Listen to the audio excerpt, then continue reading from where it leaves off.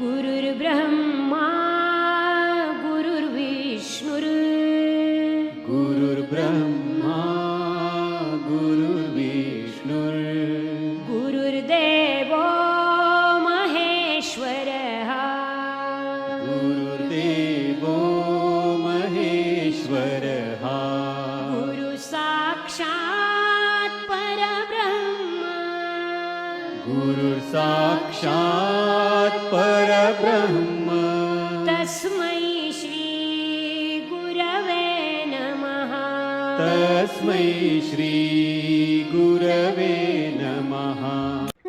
यदा यदा हि धर्मस्य ग्लानिर्भवति भारत अभ्युत्थानं धर्मस्य तदात्मानं सृजाम्यहं परित्राणाय साधूनां विनाशाय च दुष्कृतां धर्म संस्थापनार्थाय संभवामि युगे युगे। प्रेम से बोलो श्री कृष्ण भगवान की जय। मित्रों, भक्तों, मैं आचार्य श्री राजेंद्र कुमार सूर्यवंशी भगवान श्री कृष्ण की चरणों की धूल उनका शिष्य। मित्रों, पिछला अध्याय 17 मित्रों बहुत सुंदर श्रद्धा के विभाग अध्याय चल रहा था, समाप्ति हो चुकी है। आखिरी यानी कि अंतिम अध्याय 18 मित्रों बहुत ही मित्रों ज्ञान प्रदानता है इसके अंदर। भागवत का आखिरी अध्याय और अंतिम अध्याय हम शुरू करने जा रहे हैं, प्रारंभ करते हैं। तो एक बार प्रेम से बोलो श्री कृष्ण भगवान की जय। श्रीमद् भागवत गीता यथारूपम अध्याय 18 उपसंहार संन्यास की सिद्धि। मित्रों, बहुत सुंदर 18 अध्याय उपसंहार संन्यास की सिद्धि शुरू करते हैं, प्रारंभ करते हैं। अर्जुन उवाच संन्यासः महाबाहो तत्त्वमिच्छामि वेद्यतुमं त्यागस्यः च ऋषिकेशः अपृथकेशिनीषूदन्। बहुत सुंदर मित्रों श्लोक अर्जुन ने अब भगवान श्री कृष्ण को कहा। अर्जुन उवाच, अर्जुन ने कहा संन्यास्याय यानी कि संन्यास त्याग का महाबाहो हे बलशाली भुजा वाले सत्य को इच्छा में चाहता हूँ। वैधि तुम जानना त्याग संन्यास का चा भी ऋषिकेश हे इंद्रियों के स्वामी पृथक भिन्न रूप से केसी निषुदन हे केसी आसुर के असंहारता।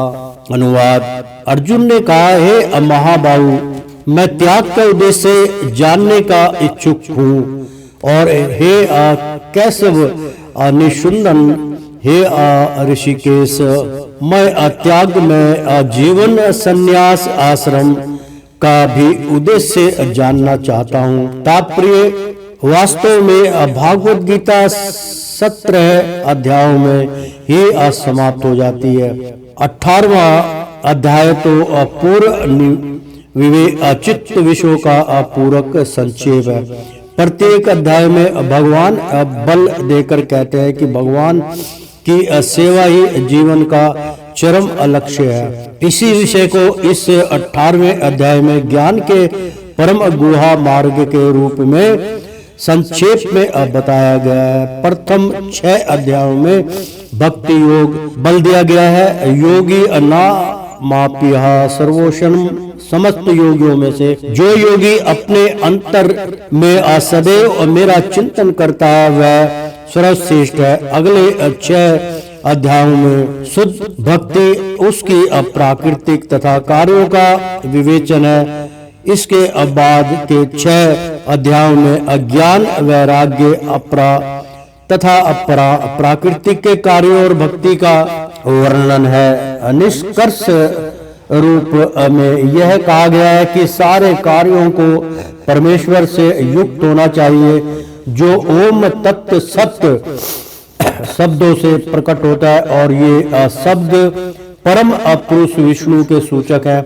भागवत गीता के तृतीय खंड से यही प्रकट होता है कि भक्ति ये एकमात्र जीवन का चरम लक्ष्य है। पूर्ववर्ती आचार्यों तथा ब्रह्मा सूत्र या वेदांत सूत्र का उदाहरण देकर इसकी स्थापना की गई है। कुछ निर्वेशवादी देहांत सूत्र के ज्ञान पर एकाधिकार जानते हैं, लेकिन वास्तव में वेदांत सूत्र भक्ति को समझने के लिए है, क्योंकि ब्रह्मा सूत्र के रचयिता प्रेरणाता साक्षात भगवान है और ये ही इसके ज्ञाता है। इसका वर्णन 15वें अध्याय में हुआ है। प्रत्येक शास्त्र प्रत्येक वेद का लक्ष्य भक्ति है। भागवत गीता में इसी की व्याख्या है। प्रेम से बोलो श्री कृष्ण भगवान की जय। जिस प्रकार द्वितीय अध्याय में असंपूर्ण विषय वस्तु की प्रस्तावना सार का वर्णन है, उसी पर 18वें अध्याय में सारे उपदेश का सारांश दिया गया है। इसमें त्याग, वैराग्य तथा त्रिगुणातीत दिव्य पद की प्राप्ति को ही जीवन का लक्ष्य बताया गया है। अर्जुन भागवत गीता के 2 विषयों का स्पष्ट अंतर जानने का इच्छुक है। यह है त्याग तथा संन्यास। अतः वह इन दोनों शब्दों के अर्थ की जिज्ञासा कर रहा है। इस श्लोक में परमेश्वर को संबोधित करने के लिए प्रयुक्त ऋषिकेश तथा कैशव निशुनन ये 2 शब्द महत्वपूर्ण है। ऋषिकेश समस्त इंद्रियों के स्वामी कृष्ण है, जो हमें मानसिक शांति प्राप्त करने में सहायक बनते हैं। अर्जुन उनसे प्रार्थना करता है कि वे सभी बातों की इस तरह संक्षेप कर दें जिससे वह स्वभाव में अस्थिर रहे, फिर भी उसके मन में अकुल संशय है और ये असंशय असुरों के समान होते हैं। अतः वह कृष्ण को कैसी निःसुंदन कहकर संबोधित करता है। कैसी अत्यंत दुर्जय असुर था जिसका वध कृष्ण ने किया था। अब अर्जुन चाहता है कि वे उसके संशय रूपी असुर का वध करे। श्री भगवान उवाच कमय्यनः कर्मणः न्यांसा संन्यासं कौव्यो विदु स्वर्कर्म फल त्यागम अप्राहुस्तत्यागम विच्छलक्षणः। श्री भगवान उवाच भगवान ने कहा काम्य नाम यानी कि काम्य अकर्मों का अकर्माणम, कर्मों का अन्यासम त्याग, संन्यासम संन्यास आश्रम, अकव्य विद्वान वन विदु जानते हैं सर्व समस्त कर्मों का फल त्यागम त्याग को अप्राहु कहते हैं। त्यागम त्याग विचक्षणा अनुभवी। अनुवाद भगवान ने कहा भौतिक इच्छा पर आधारित कार्यों के प्रति त्याग को विद्वान लोग उस त्याग को संन्यास कहते हैं और समस्त कार्यों के फल त्याग को बुद्धिमान त्याग कहते हैं। मित्रों अध्याय 18 उपसंहार संन्यास की सिद्धि। तात्पर्य कर्म फल की आकांक्षा से किए गए कर्म का त्याग करना चाहिए, वही भागवत गीता का उद्देश्य है। लेकिन जिन कर्मों से उच्च आध्यात्मिक ज्ञान प्राप्त हो उसका प्रतित्याग नहीं करना चाहिए। अगले श्लोकों से यह स्पष्ट हो जाएगा। वैदिक साहित्य में किसी विशेष उद्देश्य से यज्ञ संपन्न करने की अनेक विधियों का उल्लेख है। कुछ यज्ञ ऐसे हैं जो अच्छी संतान प्राप्त करने के लिए या स्वर्ग की प्राप्ति के लिए किए जाते हैं, लेकिन जो यज्ञ इच्छाओं के अवशीभूत हो उनको बंद करना चाहिए। परंतु आध्यात्मिक ज्ञान में उन्नति या हृदय की शुद्धि के लिए किए जाने वाले यज्ञों का प्रतित्याग करना उचित नहीं है। त्याज्य दोष वंदत्या कर्मा प्राहुमर्निषणम् यज्ञदान तप कर्म नात्याजयमति चापरे।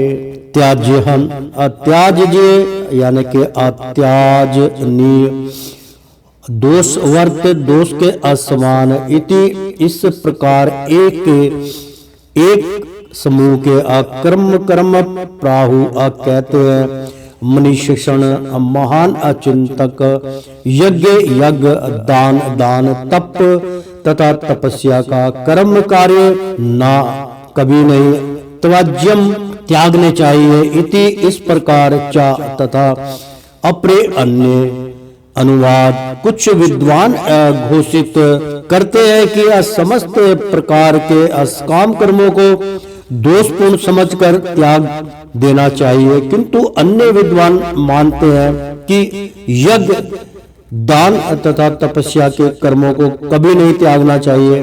तात्पर्य वैदिक साहित्य में ऐसे अनेक कर्म है जिनके विषय में मतभेद है। उदाहरणतः यह कहा जाता है कि यज्ञ में पशु मारा जा सकता है, फिर भी कुछ का मत है कि पशु हत्या पूर्णतः निषिद्ध है। यद्यपि वैदिक सत्य में पशु वध की संस्तुति हुई है, लेकिन पशु को मारा गया नहीं माना जाता। यह बलि पशु को नवीन जीवन प्रदान करने के लिए होती है। कभी कभी यज्ञ में मारे गए पशु को नवीन पशु जीवन प्राप्त होता है, तो कभी वह पशु तत्क्षण मनुष्य योनि को प्राप्त हो जाता है। लेकिन इस संबंध में महर्षियों में मतभेद है। कुछ का कहना है कि पशु हत्या नहीं की जानी चाहिए और कुछ कहते हैं कि विशेष यज्ञ बलि के लिए यह शुभ है। अब यज्ञ कर्म विशेषक विभिन्न मतों का स्पष्टीकरण भगवान स्वयं कर रहे हैं। मित्रों, बहुत सुंदर ये तात्पर्य है। यहाँ पर थोड़ा सा मैं इसका उच्चारण करके बतलाता हूँ, क्योंकि बहुत समझ से बाहर है मित्रों। कि जिसको हम पुण्य समझते हैं वो पुण्य नहीं है, जिसको हम पाप समझते हैं वो पाप नहीं है। इसमें कुछ ऐसे ही श्लोक का तात्पर्य बतलाएगा। मैं इसका उच्चारण करके बतलाऊंगा आपको। वैदिक साहित्य में ऐसे अनेक कर्म है, मतलब जो वेद हमारे वेद्यों का अगर साहित्यकरण जाए, वेद्यों की जो सत्विता है, जो सत्य है, उसको अगर जानना चाहे तो उसमें अनेकों कर्म के बारे में उसका जो है किया गया। क्योंकि अब वेद जब लिखे गए थे तो संसार को किस प्रकार से चलना है, क्या क्या होता है संसार में, क्या क्या होगा, क्या क्या आपको करना पड़ेगा, क्या नहीं करना पड़ेगा, ये वैदिक साहित्य में ऐसे अनेक कर्मों के बारे में आपको जानकारी मिलेगी जिनके विषय में मतभेद है। यानी कि उस आप एक तरफ कहते हैं कि अब पशु हत्या और एक तरफ कहते पाप है, तो जिनके विषय में मतभेद है, और मतभेद जब तक सृष्टि चलेगी जब तक चलते ही रहेंगे। उदाहरणार्थ यानी कि उदाहरण यह कहा जाता है कि यज्ञ में पशु मारा जा सकता है। यज्ञ किस प्रकार का होता है, पूजा रचना होती है। जैसे काली को माँ काली का यज्ञ अगर किया जाता है तो उसमें पशु मारा जाता है, यानी कि उसमें बलि दी जाती है। ये प्रथा है, बलि दी जाती है बकरे की मित्रों, कि यज्ञ में पशु मारा जा सकता है। तो कहने का उनका तात्पर्य है कि काली को वो बलि दी जाती है, क्योंकि काली जो है वो हजारों लाखों आदमी का जो है संहार करती थी, इसलिए उसको भेंट दी गई। इस भेंट के तक वो फिर शांत हो गई, तो इसलिए उसको कार्य पूर्ण करने के लिए जब आपका कार्य पूर्ण हो जाता तो बकरे की बलि उसको दी जाती है, और बकरा जो है अपना शीश झुका लेता है और वो माता उसको स्वीकार कर लेती। ऐसा विधान है। फिर भी कुछ का मत है कि पशु हत्या पूर्णतया निषिद्ध है, यानी कि पूरी तरीके से पशु हत्या, क्योंकि वो भी जीव है, वो अपना कर्म पूर्ण करने के लिए जो है अपना कर्म दंड भोग रहा है पशु जीवन में, और उसका अगर अधूरे में उसका वध कर दिया जाए तो उसको फिर दोबारा पशु जूनी में ही उसको जन्म मिलेगा कर्म पूरा करने के लिए। यही इंसान का है मित्रों। मत है कि पशु हत्या पूर्णतया अनिषिद्ध है, यानी कि इसके ऊपर पूरी तरीके से एक मत कहता है कि प्रतिबंध है। यद्यपि वैदिक साहित्य में पशु वध की संस्तुति हुई है, यानी कि उसमें इसका वर्णन किया गया है कि लेकिन पशु को मारा गया नहीं माना जाता, यानी कि अगर आपने पशु को भेंट चढ़ा दी है तो भेंट का कारण होता है कि वो मरा नहीं है, उसका शरीर केवल नष्ट किया गया है। जैसे अब इंसान का जो है नासवान शरीर है, उसका केवल शरीर नष्ट किया जाता है, आत्मा को तत्काल ही वो जूनी से अगर वो भेंट को भेंट दी जाती है तो वो तत्काल ही वो उसको मानव जूनी अब प्राप्त हो जाती है, उसके पिछले कर्म सारे समाप्त हो जाते हैं। लेकिन मित्रों, इसमें बहुत बड़ा रहस्य मैं आपको बतलाना जा रहा हूं।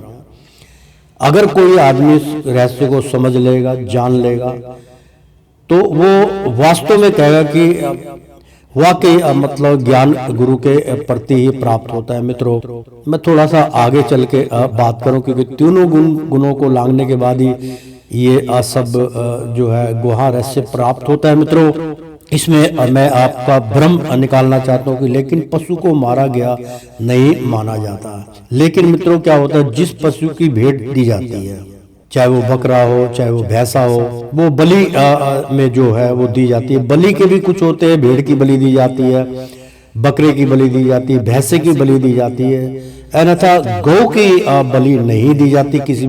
किसी भी प्रथा में कभी दी जाती होगी तो सांड की या कोई, मैं उसके बारे में नहीं कह सकता, क्योंकि हमारे हिंदू धर्म में गौ पूजन्य है, हम गौ को पूजा करते हैं, इसलिए हम उसका वध करना जो है वो अपने धर्म के विरुद्ध समझते हैं। मित्रों, लेकिन मैं जो बहुत उचित ज्ञान आपको देना चाहता वो ये है मित्रों, कि जिस पशु की हत्या होती है, ध्यान से सुनना मित्रों, क्योंकि ये आपको कोई भी विद्वान आदमी नहीं बतलाया, किसी के पास है ही नहीं। इसके दो ही ज्ञाता हैं, या तो एक स्वयं मैं भगवान श्री कृष्ण का शिष्य, उनकी चरणों की धूल, या तो मैं इसका उल्लेख जानता हूं या भगवान श्री कृष्ण जानते हैं। बाकी तीसरा बंदा इस संसार में ना आया है, ना उसको पता चलेगा और ना ही वो इस ज्ञान के बारे में बतलाएगा जो मैं बतला रहा हूं। इसको आप ध्यान से सुन लीजिए। मित्रों, जब काली को या किसी देवी आसक्ति को मान के उसको भेंट दी जाती है और वो कार्य भी पूर्ण हो जाता है कि भाई आज के बाद ये यहाँ पे ट्रेन एक्सीडेंट नहीं होना चाहिए, आज के बाद यहाँ पे नदी का बहाव सूखना नहीं चाहिए, यहाँ पे अब मेरे को पुत्र की प्राप्ति चाहिए, यहाँ पे मेरे को मेरे सारे कष्ट मोहन कर लो। यहाँ पे इस प्रकार से देवी को मारा जाता है और देवी को 3-4 किस्म से भेंट दी जाती है। कई जगह कबूतर की भेंट भी दी जाती है, अलग अलग तरीके से जिसको जैसा मत होता है वैसे उसकी भेंट देता है। लेकिन इसका मूल कारण जो है, जो गुहा रहस्य है मित्रों, वो मैं बताने जा रहा हूँ। केवल मैं और हरि महाराज जानते हैं, आप भी सुन लीजिए। जो पशु की भेंट दी जाती है, फिर वो पूरी जो भी उसमें मतलब जो है, मान लीजिए एक बकरे की भेंट दी गई या भैंसे की बलि दी गई, क्योंकि कलकत्ता के अंदर जो काली माँ है, काली को बकरे की भेंट दी जाती है, उसको भैंस की भेंट दी जाती है। तो वो जो भेंट दिया हुआ जो और जैसे अपना नादेड़ में जो गुरुद्वारा है मित्रों, नादेड़ी है मेरे ख्याल में, जहाँ तक बॉम्बे से आगे है वो, तो नादेड़ में जो है वहाँ पे भी पशु की भेंट दी जाती है गुरुद्वारे के अंदर। वहाँ पर प्रथा चली हुई है कि जब हमारे जो जितने भी हमारे पैगंबर माने गए, जिनकी पूजा रचना होती है, और उन्होंने जो है अब युद्ध से पहले वो उसकी भेंट दे के फिर युद्ध पे वो जाते थे। तो इसलिए मित्रों भेंट का वो है, तो वहाँ पे भी मतलब जो बकरे की भेंट दी जाती है। तो जितने भी जहाँ जाइए भेंटें दी जाती है, वहाँ पर मित्रों उस भेंट का जो है उसको फिर छोटे छोटे पीसों में उसको टुकड़ा कर लिया जाता है, फिर उसको प्रसाद के स्वरूप बांटते हैं। किसी भी जब जैसे अभी जो इस्लाम धर्म है उसमें भी एक इनका त्योहार आता है मित्रों, जहाँ पे बकर ईद बोलते हैं जिसको, वो भी उसको अपना जो है बलि दे देते हैं। बलि दे के फिर उसको छोटे छोटे टुकड़ों में एक हिस्सा वो अपने पास, 3 हिस्सों को बांट देते। इस प्रकार से प्रथा चली आ रही है, वो सब में बांट दिया जाता है मित्रों। महत्वपूर्ण बात ये होती कि जो जिसको बलि दी गई है, जिसकी मान लीजिए एक बकरा है, उसको जो है बलि दी गई उसकी, ठीक है, चाहे वो काली को दिया, चाहे वो किसी भी देवी शक्ति जो भेंट लेती है उनको भेंट दिया गया, वो उस स्वीकार होता है। लेकिन जो उसका प्रसाद होता है वो एक पुरुष तो नहीं खाएगा ना, उसका परिवार एक नहीं खाएगा, जितने भी मतलब 20, 25, 30, 40, 50 में वो बांट दिया जाता है। तो जो इसकी जो व्यक्ति वो प्रसाद ग्रहण करता है मित्रों, प्रसाद का यही तात्पर्य होता है कि जिसने अपना शरीर का दान दिया। भेंट का मतलब होता है कि वो जीव आत्मा जो है अपनी प्रसन्नता के साथ उसने अपना सिर झुका लिया, माला वाला डाल के कि भाई अब मैं तैयार हूँ माता को भेंट देने के लिए अपना। जब वो भेंट दी जाती है, जब भेंट चढ़ जाता है, तो मित्रों उसका जो शरीर है वो सब में जो है छोटे छोटे टुकड़े में प्रसाद स्वरूप बांट दिया जाता है, और उसमें जाति भेद नहीं होता। कोई भी उस प्रसाद को ग्रहण करके वो उस प्रसाद को फिर बना के उसको जैसे भी होता है वो खाते हैं। तो मित्रों जो इस प्रसाद को ग्रहण करता है, वो जो चला गया, जो भेंट चढ़ गया, वो उसके जितने भी गुनाह हैं, ठीक है, मान लीजिए 10 ठोकरें लगनी या 50 ठोकरें लग के उसका जीवन का अंत होना था, तो अब 50 ठोकरें खा के या 50 कष्ट सहन करके उसका फिर अंत समय आ जाता और वो इस अपने योनि से मुक्त हो जाता। तो मतलब मुक्त कैसे होगा कि उसने स्वयं अपनी भेंट देने के लिए स्वीकार किया, तो उसके जो टुकड़े टुकड़े किए, उसका जो प्रसाद बांटा गया मित्रों, वो सब में डिवाइड हो गया। तो उसका जितना भी कष्ट था, जितने भी पिछले कर्मों का उसका फल था, वो उसमें डिवाइड हो गया।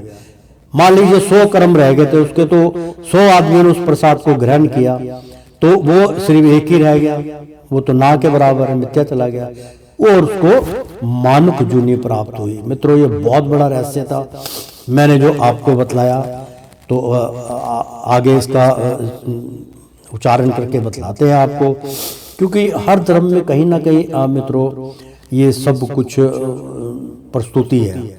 अब जैसे मैंने जो है गुरुद्वारे का नाम लिया, वहाँ पर जो है वो, लेकिन हमेशा नहीं, वो साल में एक दिन आता है, तो दिवाली से पहले या बाद में कोई दिन आता है जब वो उसको मतलब बकरे की जो भेंट दी जाती है, वहाँ पर वो चबूतरा बना हुआ है, गुरुद्वारे के अंदर ही है। हम गए थे वहाँ, दर्शन किया और पूछा, उन्होंने बताया हाँ जी ऐसी प्रथा यहाँ है। गुरु गोविंद सिंह जी जो थे वो झटका करते थे वहाँ, और अपनी तलवार को खून से वो करके भेंट दे के काली को, फिर वो युद्ध के लिए अपना रवाना होते थे। ऐसी वहाँ का इतिहास बताया गया। तो प्रेम से बोलो श्री कृष्ण भगवान की जय।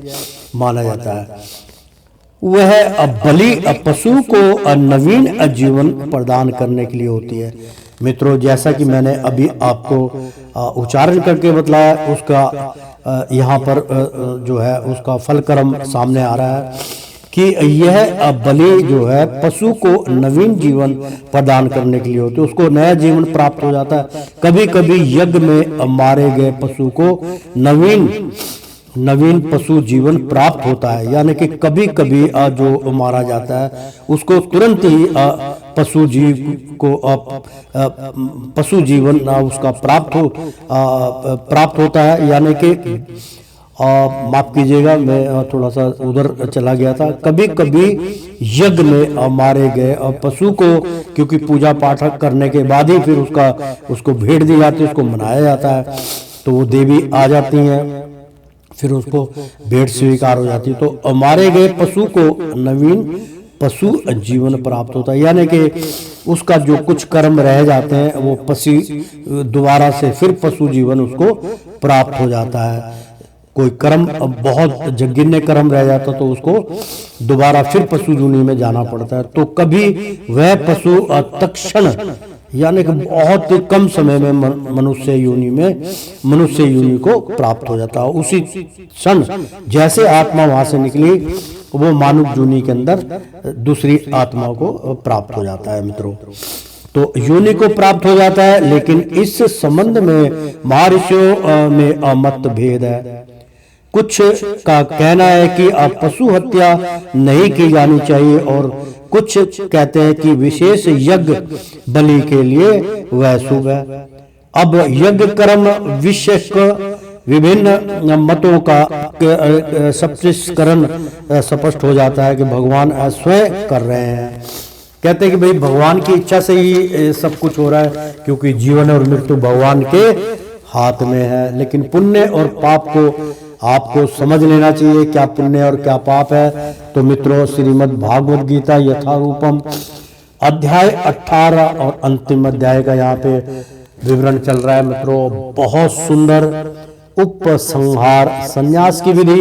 नित्यहं सुनुः मेहा तत्र त्यागे भरत सत्यम महात्यागो हि अपरुष श्याव्यग्रांड त्रिविध संप्रकीर्तनम, यानी कि असंप्रह कीर्तत कीर्त हो जाता है। मतलब निश्चय निश्चय को सुनो में मेरा तत्र वहाँ त्यागे त्याग के विषय में भरत सत्यतम, यानी कि भरत असत्यतम के भरत श्रेष्ठ त्याग ही अनिश्चय ही पुरुष व्याघ्र हे मनुष्यों में सिंह त्रिअविज्ञ 3 प्रकार के संप्रह कीर्तित घोषित किया जाता है। अनुवाद, हे भरत श्रेष्ठ, जब अब त्याग के विषय में मेरा निर्णय सुनो। हे नरशार्दूल, शास्त्रों में त्याग 3 तरह का बताया गया है। तात्पर्य कहने का इस श्लोक का ये मतलब बहुत सुंदर श्लोक है। यद्यपि त्याग के विषय में 3 प्रकार के मत है, लेकिन परम पुरुष श्री कृष्ण अपना निर्णय दे रहे हैं, जिसे अंतिम माना जाना चाहिए। निस्संदेह सारे वेद भगवान द्वारा प्रदत्त विभिन्न विधि नियम है। यहाँ पर भगवान साक्षात उपस्थित है, तो उनके वचनों को अंतिम मान लेना चाहिए। भगवान कहते हैं कि भौतिक प्राकृतिक के 3 गुणों में से जिस गुण में त्याग किया जाता है, उसी के अनुसार त्याग का प्रकार समझना चाहिए। बहुत सुंदर मित्रों, यज्ञ दान तप कर्म न त्याज्य कार्य में तत्तो हो। यज्ञ दान तप श्रव पावनायिनी मनीय विश्रणम मणि आशिष्णम। ओम। यज्ञ दान तप तथा तप का कर्म अन्ना कभी नहीं त्यागने के योग्य कार्य करना चाहिए एवं अनिश्चय ही तत् वह यज्ञ दान तपः तप या अभी एव निश्चय ही पावनानी यानी कि शुद्ध करने वाले मनीषणम महात्माओं के लिए भी अनुराग। यज्ञ दान तथा तपस्या के कर्मों का कभी प्रतित्याग नहीं करना चाहिए, उन्हें अवश्य संपन्न करना चाहिए। निस्संदेह यज्ञ दान तथा तपस्या महात्माओं को भी अशुद्ध बताते हैं और शुद्ध बनाते हैं। तात्पर्य योगी को चाहिए कि मानव समाज की उन्नति के लिए कर्म करे। मनुष्य को आध्यात्मिक जीवन तथा ऊपर उठाने के लिए अनेक संस्कार पवित्र कर्म है। उदाहरणार्थ विवाहोत्सव यानी कि विवाह उत्सव एक यज्ञ माना जाता है, क्योंकि वहाँ पे यज्ञशाला होती है जहाँ पे 7 फेरे लिए जाते हैं, हवन सामग्री और बड़े पूजा अर्चना की जाती है। तो 7 फेरे के लिए जो भी यज्ञशाला होती है उसका इस्तेमाल किया जाता है। मित्रों, अग्नि प्रचंड कर देते हैं। अग्नि को साक्षी मान के विवाह उत्सव का एक वो भी यज्ञ माना जाता है। क्या है विवाह यज्ञ कहलाता है। क्या एक सन्यासी जिसने अपना पारिवारिक संबंध त्याग कर सन्यास ग्रहण कर लिया है, विवाह उत्सव को प्रोत्साहन दे। भगवान कहते हैं कि कोई भी यज्ञ जो मानव कल्याण के लिए हो उसका कभी भी परित्याग ना करे। विवाह यज्ञ मानव मन को संयमित करने के लिए है, जिससे आध्यात्मिक प्रगति के लिए वह अशांत बन सके। सन्यासी को भी चाहिए कि इस विवाह यज्ञ की संस्तुति अधिकांश मनुष्यों के लिए करे। सन्यासियों को चाहिए कि स्त्रियों का संग ना करे, लेकिन इसका अर्थ यह नहीं है कि जो व्यक्ति अभी जीवन की निम्न अवस्थाओं में है, अर्थात जो तरुण है, वह विवाह यज्ञ में पत्नी ना स्वीकार करे। सारे यज्ञ परमेश्वर की प्राप्ति के लिए है। तो नियमंतर अवस्थाओं में यज्ञों का परित्याग नहीं करना चाहिए। इसी प्रकार दान हृदय की अशुद्धि संस्करण के लिए है। यदि दान सुपात्र को दिया जाता है तो इससे आध्यात्मिक जीवन में प्रागतिक होती है। वैसा पहले वर्णन किया जा चुका है कि यतहं यपिहा तु कर्माण्या संगहाता कत्वः फलानि च कर्तव्यान्यतिथि नितिहा मेया पात्र निश्रन्तः मत्तमुतमम्। एतानि ये सब अपि अनिश्चय ही अतु, लेकिन कर्माण्य कार्य संडगणम असंगति को अतय अवस्थवाह त्याग कर फलानी फलों को चा अभी कर्तव्य समझ कर करने चाहिए। इति इस प्रकार में मेरा पात्र हे पृथापुत्र निश्चित मतम मत उत्तम श्रेष्ठ। अनुवाद। इस सारे कार्यों को किसी प्रकार की आसक्ति या फल की आशा के बिना संपन्न करना चाहिए। हे पृथापुत्र, उन्हें कर्तव्य मानकर संपन्न किया जाना चाहिए। यही मेरा अंतिम मत है। तात्पर्य, यद्यपि सारे यज्ञ शुद्ध करने वाले हैं, लेकिन मनुष्य को ऐसे कार्यों से किसी फल की इच्छा नहीं करनी चाहिए। दूसरे शब्दों में, जीवन में आज जितने सारे यज्ञ भौतिक उन्नति के लिए है, उनका परित्याग करना चाहिए।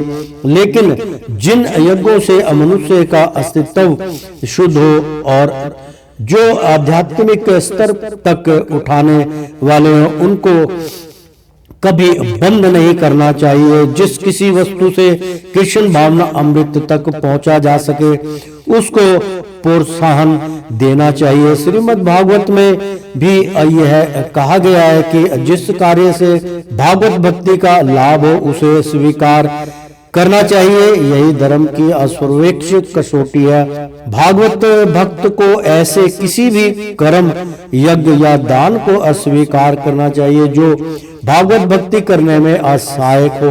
मित्रों, श्रीमद् भागवत गीता यथारूप अध्याय 18 उपसंहार संन्यास की सिद्धि। संन्यास की सिद्धि बता रहे हैं। संन्यास कैसे लेना चाहिए, किस अवस्था में लेना चाहिए, क्यों लेना चाहिए, ये जानना प्राणी के लिए बहुत परम आवश्यक है। मित्रों, तो अन्यतस्य तु संन्यासः कर्मो नोपदते मोहातस्य प्रतित्यागस्तं मम सह परिकीर्तनम परिकीर्तितो नित्य सह, यानी कि नियत सह अनियत निर्देशित कार्य का तू, लेकिन संन्यास त्याग कर्मों का ना कभी नहीं उपपद्धति अयोग्य होता है। मोहतः मोह वश, बहुत सुंदर, यानी कि मोह का बहुत इसमें महत्वपूर्ण है कि मोह का त्याग कैसे करोगे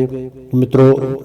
उसका एक ही मात्र रास्ता बताया कि हरि आप कीर्तन करो, भगवान का ध्यान करो, अपने आप ही मोह त्याग हो जाता। मोहातः मोहवत तस्या, उसका प्रतित्याग, त्याग देना तामस। प्रतित्याग मतलब परित्याग, यानी कि त्याग देना चाहिए। कोई भी चीज है उसको जो आपके बाधा बनती है उसको त्याग देना चाहिए। तामस तमोगुणी, परिकीर्तन यानी कि तमोगुणी जो प्रवृत्ति है उसको त्याग देना चाहिए। तामस गुण को हमेशा के लिए त्याग दो। तमोगुणी अपरिकीर्तित घोषित किया जाता है, यानी कि आप सबको प्रमाण दिया जाता है, घोषित किया जाता है। तो अनुवाद निर्दिश्य कर्तव्य, निर्दिश्य कर्तव्यों को कभी नहीं त्यागना चाहिए। यदि कोई मोहवश अपने नियम कर्मों का प्रतित्याग कर देता है तो ऐसे त्याग को तामसी कहा जाता है। मित्रों ये अनुवाद इसका मैं उच्चारण करके बतलाऊंगा, थोड़ा सा आपकी समझ से थोड़ा सा आसान हो जाएगा मित्रों। इस श्लोक के जो ऊपर का जो श्लोक था, नियतस्य हेतु असन्यासम कर्माणो अनोपद्धतेहा मोहतस्य परित्यागस्ता मत्स्य परिकीर्तित। इस अनुवाद का इसका मतलब जो तात्पर्य अनुवाद का मैं उच्चारण करके बतलाता हूँ मित्रों। निर्देश कर्तव्यों का मतलब जो इसके अविपरीत कर्तव्य, जिसका मतलब जो है जिसको नहीं त्यागना चाहिए, निर्देश मतलब जिसका निर्देश नहीं दिया गया, जिसकी त्याग की कोई बात नहीं की, उन कर्तव्यों को कभी नहीं त्यागना चाहिए। भजन कीर्तन, भगवान के प्रति ध्यान और अच्छे कर्मों को, सत्व गुणों को नहीं त्यागना चाहिए। यदि कोई मोह अवश अपने नियत कर्मों का प्रति त्याग कर देता है, यानी कि मोह के बंधन से उसने यानी कि यदि कोई मोहवश मतलब मोह में रह के और मोह से अहंकार भी उत्पन्न हो जाता है मित्रों। मोहवश किसी के प्यार में, किसी के मोह में, किसी वस्तु के मोह में, भौतिक संसार के मोह में, अपने नियत यानी कि अपने नियत के हिसाब से मतलब जो है अपने छल कपट से दूर अपनी नियत को स्वस्थ बना के नियत कर्मों का प्रति त्याग कर देता है। यानी कि अब उसका जो त्याग का तात्पर्य यह है कि वो अपने नियत को साफ सुथरा करके कर्मों का प्रति त्याग कर देता है। तो ऐसे त्याग को तामसी कहा जाता है। यानी कि इसके पीछे एक कारण आ गया मित्रों कि मोह क्यों आया। जब आपने त्याग करना तो फिर मोह बीच में नहीं आना चाहिए। तो मोह के वश में होके यानी कि मोह के कारण मैं मजबूरी में यानी कि मैं त्याग कर रहा हूं तो वो तामसी कहलाता है मित्रों। तो इसमें किसी चीज का आप त्याग करते हैं, मान लीजिए मैं या कोई और प्राणी तामसी गुणों को त्याग करना चाहता है तो उसमें मोह नहीं होना चाहिए कि यार मैं ये खाने पीने की चीज का त्याग कर दूंगा, मैं भोग विलास त्याग कर दूंगा, मैं झूठ बोलना त्याग कर दूंगा, मैं झूठ बोल बोल के पैसा कमाना त्याग कर दूंगा। तो उस अगर लक्षण के अंदर वो त्याग करता है तो मित्रों वो तामसी गुण में कहा जाता है, वो तामसी कहा जाएगा। तो तात्पर्य जो कार्य भौतिक तुष्टि के लिए किया जाता है उसे अवश्य ही त्याग दे। बहुत सुंदर। जो कार्य भौतिक तुष्टि के लिए किया जाता है उसे अवश्य ही त्याग दे, लेकिन जिन कार्यों से आध्यात्मिक उन्नति को यथा भगवान के लिए भोजन बनाना, भगवान को भोग अर्पित करना, फिर प्रसाद ग्रहण करना, उनकी असंतुष्टि की जाती है। कहा जाता है कि सन्यासी को अपने लिए भोजन नहीं बनाना चाहिए, लेकिन अपने लिए भोजन पकाना भले ही वर्जित हो, परमेश्वर के लिए भोजन पकाना वर्जित नहीं है। इसी प्रकार सन्यास अपने भक्त शिष्य का कृष्ण भावना अमृत में प्रगति करने में सहायक बनने के लिए विवाह यज्ञ संपन्न कर सकता है। यदि कोई ऐसे कार्यों का प्रतित्याग कर देता है तो यह समझना चाहिए कि वह तमो गुण के अधीन है। मित्रों बहुत सुंदर यहाँ पे कहने का तात्पर्य यह है, मैं इसका उच्चारण करके आपको थोड़ा सा बतलाता हूँ। इसमें कहा गया है कि जो सन्यासी होते हैं, जो मतलब हर चीज से सन्यास बचपन से यानी कि किशोर अवस्था से वो सन्यास ले लेते हैं, सन्यास आश्रम में चले जाते हैं, उनको किसी दुनिया से और उनका अपने परिवार से कोई लेना देना नहीं, वो संपूर्ण सन्यासी शास्त्रों का ज्ञान प्रदान करते हैं, शास्त्रों की पूरी विद्या ले लेते हैं, ग्रहण करते हैं। फिर अपने उनको वर्जित है कि आप भोजन अपने आप स्वयं बना के नहीं खाएंगे, क्योंकि उसमें आपका सन्यास जो वो है वो आपका खंडित हो जाएगा। क्योंकि अगर आप अपने हाथ से स्वयं खाना बनाते हैं तो अग्नि प्रचंड करनी पड़ेगी, वो भी एक सन्यासी के लिए बहुत कठिन की बात है। सब्जी काटनी पड़ेगी, वो भी दिक्कत हो जाएगी, ऑयल डालेंगे वो भी मतलब खाना बनाना सन्यासी के लिए, क्योंकि फिर तो वो तामसी गुणों में भी और रजोगुणों में भी आ सकता है। क्योंकि सन्यासी जब उसकी जीवा पे कंट्रोल नहीं हुआ, इंद्रियों पे कंट्रोल नहीं था, आज मैं ये बना के खाऊंगा, आज मैंने ये करना है, हालांकि मजबूरी हो तो कोई बात नहीं है, लेकिन शास्त्र में सन्यासी को ये सब नहीं करना चाहिए, ऐसा यहाँ पर शास्त्र में कहा गया है। तो उनके जो शिष्य होते हैं जिन्होंने सन्यास धारण किया होता, तो वो अपने गुरु के लिए विवाह कर सकते हैं, तो उनका सन्यास भंग नहीं होगा कि मैं गुरु को के लिए अपनी जो धर्म पत्नी के साथ विवाह कर रहा हूँ, ताकि वो पूरे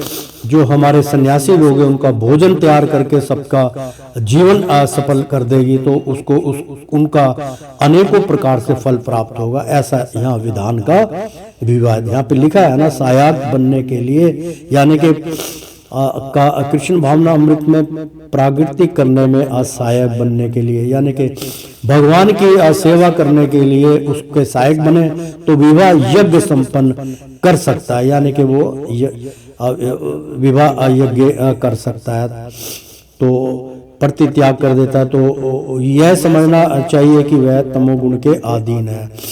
तो यदि कोई ऐसे कार्यों का प्रतित्याग कर देता है तो वह समझना चाहिए कि वह तमोगुण के अधीन है, तो हमें तमोगुण के अधीन नहीं होना। दुख में यत कर्मा कार्य केशम जेता सह कृत्या राजन सह त्यागम नैव त्याग फलम लभते। दुखम दुखी इति इस प्रकार एव निश्चय ही यत जो अकर्म कार्य काय शरीर के लिए, यानी कि काया शरीर के लिए, केशः कष्ट, भयहात भय से, तत्जेत त्याग देता है, सा वह कृत्या करके राजसस राजसम रजोगुण में त्यागम त्याग ना नहीं एवं निश्चय ही त्याग त्याग फलम फल को ला अभेत प्राप्त करता है। अनुवाद मित्रों, जो व्यक्ति नियत कर्मों को कष्टप्रद समझकर या शारीरिक के क्लेश के भय से त्याग देता है, उसके लिए कहा जाता है कि उसने यह त्याग रजोगुण में किया है। ऐसे करने से कभी त्याग का उच्च फल प्राप्त नहीं होता। तात्पर्य, जो व्यक्ति कृष्ण भावना अमृत को प्राप्त है उसे इस भय से आत्रोपर्जन बंद नहीं करना चाहिए कि वह साकाम कर्म का कर रहा है। यदि कोई कार्य करके कमाए धन को कृष्ण भावना अमृत में लगाता है, या यदि कोई प्रातः काल जल्दी उठकर नित्य कृष्ण भावना अमृत को अग्रसर करता है, तो उसे चाहिए कि वह उन्हें डर कर या यह सोचकर कि ऐसे कार्य कष्टप्रद है त्यागे नहीं, ऐसा त्याग राजसी होता है। राजसी कर्म का फल सदैव दुखद होता है। यदि कोई व्यक्ति इस भाव से कर्म त्याग करता है तो उसे त्याग का फल कभी नहीं मिल पाता। कार्य मित्येव यत् कर्म नियंतः क्रियते अर्जुन असंगणम त्यागत्वा फल च त्यागः सात्विको मत्तः। कार्यम यानी के करण्या इति इस प्रकार एवं हम निस्संदेह यते जो कर्म कर्म नियतम निर्दिष्ट क्रियते है किया जाता है। अर्जुन हे अर्जुन संकल्प संगी में संगीति असंग तैकत्वा त्याग कर फलम फल चा भी एव निश्चय ही असा वह त्याग त्याग सात्विक सात्विक सतोगुणी मत मेरे अमत से अनुवाद। हे अर्जुन जब मनुष्य नियत कर्तव्यों को कारणीय अमान करता है और समस्त भौतिक संगति तथा फल को आसक्ति को त्याग देता है तो उसका त्याग सात्विक कहलाता है। प्रेम से बोलो श्री कृष्ण भगवान की जय। बहुत सुंदर यहाँ पे अनुवाद है श्लोक का मित्रों की। हे अर्जुन भगवान श्री कृष्ण कहते हैं हे अर्जुन जब मनुष्य नियत कर्तव्यों को कारणीय मानकर करता है कि उसके नियत में ये है कि मैं अपना मेरी नियत में तो मैं कर्तव्य को कारणीय मानता हूँ, मेरा जो कर्तव्य है मैं भगवान से जुड़ा हुआ हूँ मानकर करता है और समस्त भौतिक संगति तथा फल की आसक्ति को त्याग देता है यानी कि और समस्त उसके अलावा और भी उसके भौतिक संसार के सुख जो है संगति जो है भौतिक संगति मतलब तीनों गुणों में संगति आती है मित्रों, तमोगुनी और रजोगुनी में संगति तथा फल की आसक्ति यानी कि फल के प्रति उसकी यानी कि हम जो मैं कर्म कर रहा हूँ उसका फल कैसे प्राप्त होगा, ये करूँगा तो उसमें भगवान मुझे प्राप्त हो जाएंगे, ये कर्म करूँगा तो मुझे धन मिलेगा।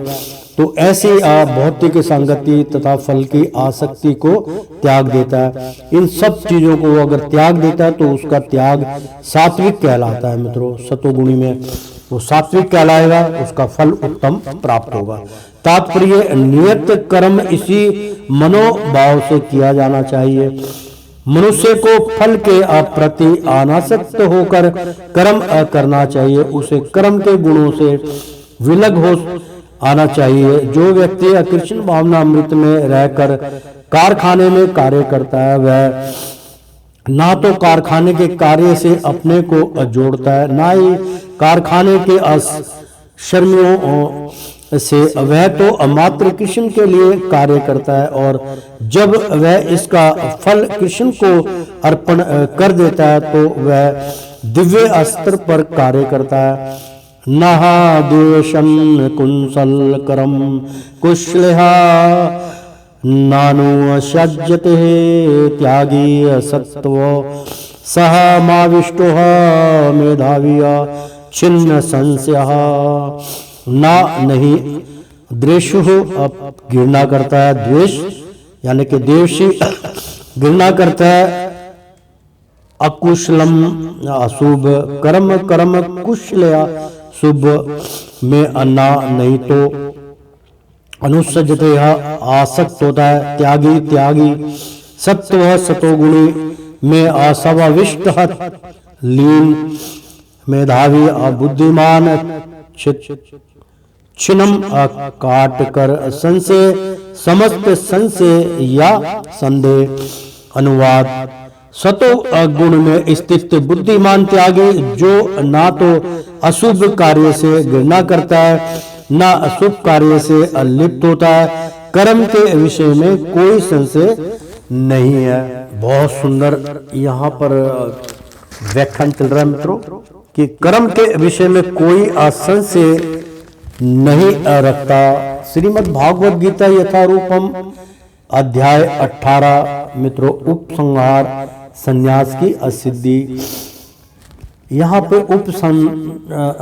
जो संहार की बात कही गई है मित्रों के संन्यास की सिद्धि है। तो उपसंहार जो आपको जिस में आपको कष्ट उठाना पड़ता है, जो आपके मार्ग में भगवान तक पहुँचने के आप श्री कृष्ण अमृत भक्ति में कोई खंडन डालता है उसका संहार करना कोई पाप नहीं है। तात्पर्य कहने का ये है। तो तात्पर्य श्लोक का ये है मित्रों, कृष्ण भावना भक्ति व्यक्ति या संतोष या सतो गुणी व्यक्ति ना तो किसी व्यक्ति से घृणा करता है ना अपने शरीर को कष्ट देने वाली किसी बात से वह उपयुक्त स्थान पर मित्रों ना कभी नहीं ही निश्चय ही देह अमृता देहधारी द्वारा सक्यम संभव तो, लेकिन कर्म के फल का त्यागी त्याग करने वाला सह वह त्यागी इति इस प्रकार अभी अध्यते कहलाता है। अनुवाद: निस्संदेह किसी भी देहधारी प्राणी के लिए समस्त कर्मों का परित्याग कर पाना असंभव है। लेकिन मित्रों बहुत सुंदर यहाँ पर वो है, मैं सोच रहा हूँ साथ ही साथ आपको उच्चारण करके बतलाऊं इसका, कि भागवत गीता में कहा गया है कि मनुष्य कभी भी कर्म का त्याग नहीं कर सकता। यानी कि जो कर्म से आप जुड़े, सोचो कि आप क्या कोई इंद्रियों के वशीकरण में कोई कर्म छोड़ सकता है? नहीं छूटेगा, असंभव नहीं है। लेकिन यहाँ पर हमारी भागवत गीता कह रही है कि कर्म का त्याग नहीं कर सकता, यानी कि मनुष्य कभी भी कर्म का त्याग नहीं कर सकता, उसको किसी न किसी कर्म के प्रति आसक्त होना पड़ेगा। अतः जो कृष्ण के लिए कर्म करता है, केवल जो भगवान हरि के प्रति कर्म करता है और कर्म फलों को भोगता नहीं, तथा जो कृष्ण को सब कुछ अर्पित करता है, वही वास्तविक त्यागी है। कृष्ण भावना अमृत अंतर राष्ट्रीय असंघ में अनेक सदस्य हैं जो अपने अपने कार्यालयों, कारखानों या अन्य स्थानों में कठिन श्रम करते हैं और वे जो कुछ कमाते हैं उसे संघ को दान दे देते हैं। ऐसा महात्मा व्यक्ति वास्तव में सन्यासी है और वे सन्यास आश्रम में स्थित होते हैं। यह स्पष्ट रूप में बताया गया है कि कर्म फलों का परित्याग किस प्रकार और किस प्रयोजन के लिए किया गया और किया जाए। मतलब यहाँ पे अब बहुत सुंदर है मित्रों, मैं तात्पर्य करके आपको बतला रहा था कि अतः जो कृष्ण के लिए कर्म करता है, भगवान श्री कृष्ण के लिए कोई भी कर्म किया जाए, वही वास्तविक त्यागी है। कृष्ण भावना अमृत अंतरराष्ट्रीय संघ में अनेक सदस्य हैं।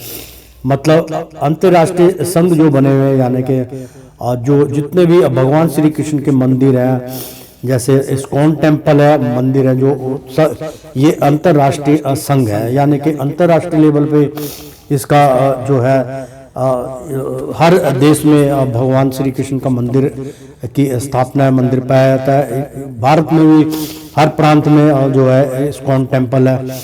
तो अनेक सदस्य हैं, उसके कितने सदस्य हैं जो अपने अपने कार्यालयों, कारखानों का अन्य स्थानों में कठिन कर सकते हैं, मतलब कठिन श्रम करते हैं। यानी कि उससे जो जुड़े हुए हैं वो अपने कारखाना चलाते हैं, अपना जो है मेहनत करते हैं, श्रम करते हैं और बड़े बड़े कार्यालयों में काम करते हैं, कारखानों में काम करते हैं, मेहनत करते हैं, कठिन श्रम करते हैं और वे जो कुछ कमाते हैं। यानी कि वो जो कुछ कमाने का मतलब ये नहीं है कि मित्रों किसी ने 10 लाख रुपया कमाया तो 10 लाख दान कर देगा, ऐसा नहीं है। कि इतनी मेहनत करने के बाद अगर उसमें से आप 10वां हिस्सा 10% अगर आप निकालते हैं, भगवान को कुछ भी परसेंट निकालिए, मतलब जो आप कमाते हैं, मान लीजिए आपने महीने के जो है 5,000 कमाए, 10,000 कमाए, तो उसमें से कुछ परसेंट भगवान को दान करना चाहिए। मंदिर में जाइए, प्रसाद चढ़ा दीजिए। तनख्वाह मिलती है तो पूरी तनख्वाह में से सबसे पहले भगवान का हिस्सा निकालिए, 100 रुपये निकाल लीजिए, जितनी आपकी श्रद्धा निकाल लीजिए और भगवान का प्रसाद बनाइए, खीर बनाइए, हलवा बनाइए, कुछ भी बनाइए, भगवान को भोग लगाइए, भगवान को अर्पण कीजिए कि हे ईश्वर ऐसे ही मुझे जो है ज्ञान प्रदानता देते जाओ ताकि मेरी कमाई में बढ़ोतरी हो और मैं आपको दान के रूप में नहीं बल्कि आपको मैं प्रसाद अर्पण करूं। तो और वे जो कुछ कमाते हैं उसे संघ को दान देते हैं। यानी कि जो संघ है उसमें कमाते हैं उनका परसेंटेज को वो दान दे देते हैं। ऐसे अमात्मा व्यक्ति वास्तव में सन्यासी हैं। मतलब ऐसा नहीं है मित्रों, कहने का मतलब कि सब कुछ वो कमा के दान कर देंगे तो वो क्या खाएंगे। कहने का तात्पर्य है कि वो पूरी तरीके से उस संस्था को चलाते हैं मित्रों, अपने पैसे से बराबर के हिस्सेदार होते हैं, चाहे उसमें लाखों खर्च हो करते हैं। तात्पर्य यहाँ पे ये है। तो असली सन्यासी वही कहलाते हैं और वे सन्यास आश्रम में स्थित होते हैं। माने कि आप भी गृहस्थ में रहते हैं और सन्यास आश्रम उन्होंने धारण कर लिया होता है। वही अस्पष्ट रूप से बताया गया है कि कर्म फलों का परित्याग किस प्रकार और किस प्रयोजन के लिए किया जाना चाहिए। तो मित्रों, बहुत सुंदर यहाँ पर प्रस्तुति चल रही है। तो एक श्लोक हम आगे बतला रहे हैं आपको। अनिष्ट मिश्र चा त्रिविधम कर्मणम फलम भवत्ये त्यागनी प्रेतः प्रेत्यः नातु सन्यासिनः कदाचित। अनिष्टम नरक ले जाने वाले, इष्टम स्वर्ग ले जाने वाले, मिश्रम मिश्रित, चा तथा त्रि अविद्यम तीन प्रकार कर्म का फल भवती होता है। अध्यागिना नाम त्याग ना करने वालों को अप्रेत्यः मरने के बाद ना नहीं तो लेकिन सन्यासिनम यानी कि सन्यासिनम सन्यासी के लिए अकचित किसी असमय कभी। मित्रों, अनुवाद इसका बहुत सुंदर है। जो अत्यागी नहीं है उसके लिए इच्छित, इष्ट, अनिचित, अनिष्ट तथा मिश्रित और ये तीन प्रकार के कर्मफल मृत्यु के बाद मिलते हैं। लेकिन जो संन्यास आश्रम में है उन्हें ऐसे फल का सुख दुख नहीं भोगना पड़ता, ना ही भोगना पड़ता है, ना ही भोगा जाता है। तो तात्पर्य, जो कृष्ण भावना व्यक्ति कृष्ण के साथ अपने संबंध को जानते हुए कर्म करता है वह सदैव मुक्त रहता है। अतः उसे मृत्यु के पश्चात अपने कर्म फलों का सुख दुख नहीं भोगना पड़ता। तो मित्रों, प्रेम से बोलो श्री कृष्ण भगवान की जय। तो श्रीमन नारायण नारायण हरि हरि, तेरी लीला सबसे न्यारी न्यारी, बोलो हरि हरि। ओ विष्णु नारायण नारायण हरि हरि, और लक्ष्मी माता नारायण नारायण हरि हरि। प्रेम से बोलो श्री कृष्ण भगवान की जय। मित्रों, मजा नहीं आया? एक बार बोल दो ना, राधे राधे कृष्णम कृष्णम।